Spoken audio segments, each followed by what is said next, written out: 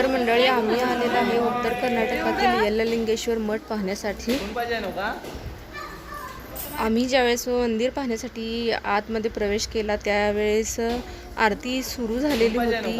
आम्ही दर्शन घेतलं, आरती आणि घेतलेली आहे आम्ही। त्यानंतर आम्ही थोडं विश्रांतीसाठी एका ठिकाणी बसलेलो आहोत सगळेजण।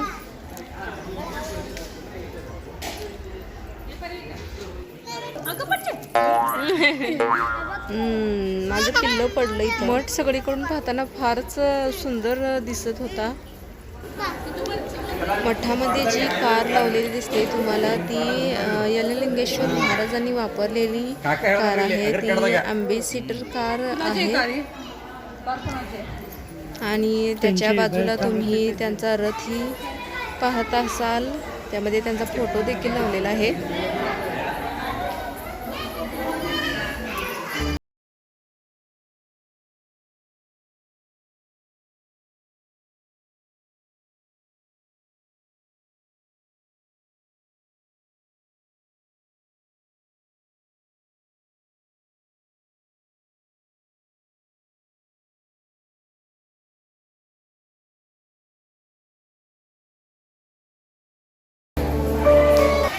इथं जे देवी दिसत आहे ती द्यामोबा देवीचं मूर्ती आहे। हा जो सिद्धलिंगेश्वर मठ आहे दिसायला फारच असा सुंदर आहे। आता आम्ही अशा भव्य अशा मोठ्या पटांगणामध्ये आलेलो आहे सगळेजण। पटांगण असा खूपच मोठा आलेला आहे। हे सभा मंडप आहे आणि त्याच्या समोरचं जे भव्य पटांगण दिसते ते सभेसाठी पटांगण केलेलं आहे।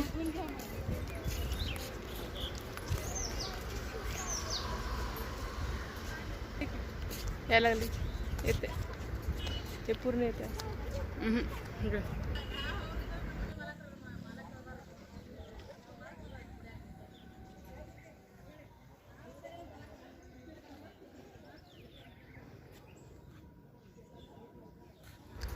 इथे जे स्टॅच्यू उभा केलेला आहे तो यल्ललिंगेश्वर महाराजांचा स्टॅच्यू उभा केलेला आहे। शंकरांचा इकडचं नाही माहिती मी पण आता फर्स्ट टाइम झालं।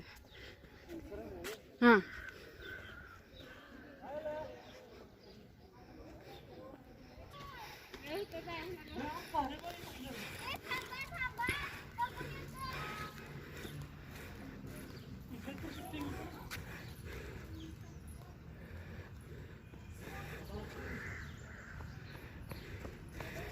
तर मंडळी आम्ही जे मंडपात प्रवेश करतोय तो अनुभव मंडप आहे आणि अनुभव मंडप पाहण्यासाठी आम्ही आतमध्ये चाललेलो आहे आता सगळेजण। हत्ती दोन्ही दाराच्या बाजूला लावलेला आहेत आणि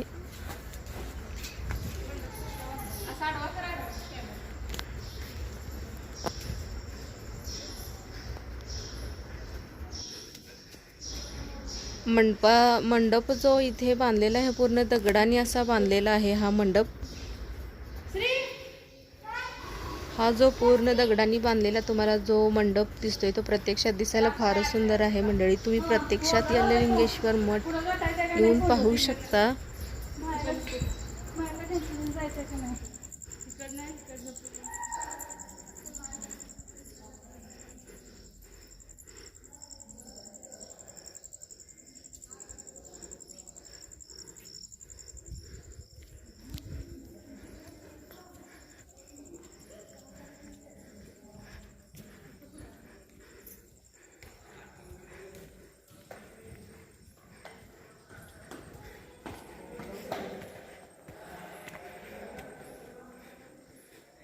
इथे जो मंडळी तुम्हाला जो मंडप बांधलेला दिसत आहे हा सभा मंडप आहे आणि इथे 360 पिलर्सनी हा मंडप बांधलेला आहे।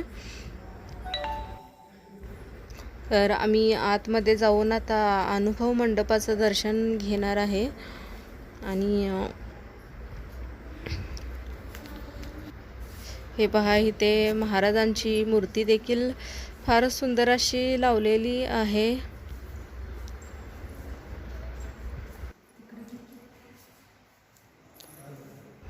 अनुभव मंडप आतून पाहताना फारच आम्हाला मस्त असं वाटत आहे आणि आम्ही सगळ्यांनीच ते अनुभव मंडपाचं दर्शन घेतलेलं आहे.